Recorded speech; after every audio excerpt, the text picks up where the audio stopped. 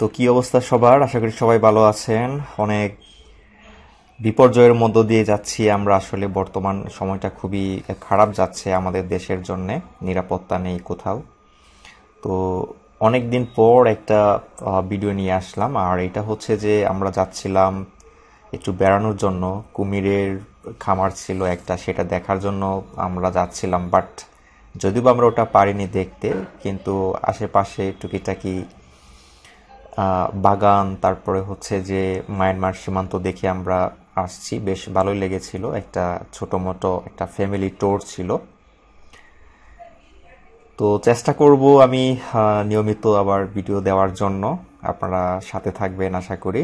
আর আজকে নিয়ে যাব হচ্ছে উখিয়া কুমিরের খামারের ওইখানটাতে। আর হচ্ছে মায়ানমারের যে কাস্টম যেটাকে আমরা বলি আর কি, যেদিক দিয়ে পণ্য আসা যাওয়া বা মানুষ আসা যাওয়া করে মায়ানমার আর হচ্ছে বাংলাদেশের সীমান্ত, যেটা উখিয়া টেকনাফের ওদিক দিয়ে। তো এটা হচ্ছে আমরা কুমিরের খামার দেখতে যেটা যাচ্ছিলাম আর কি, ওইখানের ওই পাশটাতে কিছু বাগান ছিল, পেঁপে বাগান, তারপরে হচ্ছে ড্রাগন ফ্রুট, আর হচ্ছে পেঁপে, কলা, মানে বিভিন্ন ফলের বাগান ছিল। দেখতে বেশ ভালো লাগে ওইখানে গেলে, একদম সবুজ। আর পাহাড়ের উপরে তো একটু উঁচু নিচু ভূমিতে এইগুলি চাষ করা হয়েছে।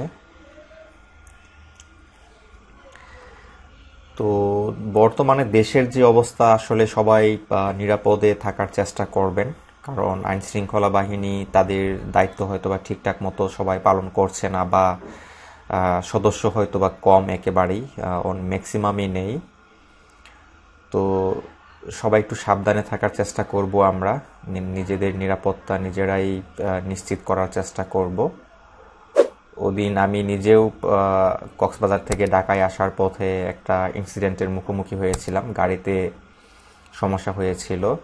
গাড়িতে কিছু লোক উঠে গন্ডগোল করেছিল, গাড়ি থামানোর চেষ্টা করেছিল, বাট ড্রাইভার জোরে চালিয়ে আসছে এবং ওদেরকে নামিয়ে দিতে সক্ষম হয়েছে। এবং আমরা যারা যাত্রী ছিলাম, আমরা মোটামুটি প্রস্তুতি নিয়ে রেখেছিলাম, যদি ওরা অ্যাটাক করে বা ওরকম কিছু করে, তাহলে যেন আমরা সেটাকে ট্যাকেল দিতে পারি বা নিজেদেরকে প্রটেক্ট করতে পারি।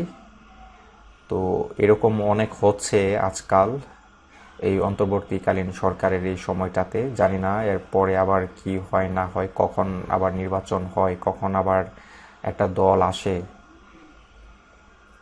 মেন কথা হচ্ছে সবাই নিরাপদে থাকার চেষ্টা করব। আর আমরা অনেকে আসলে পিছিয়ে গেছি। আমি নিজেও ট্রেনিংয়ে আছি, ট্রেনিংটাও ঠিকঠাক মতো সময় মতো শেষ করতে পারছি না, শুধুমাত্র এই আন্দোলনের কারণে, দেশের এই গণ্ডগোলের কারণে।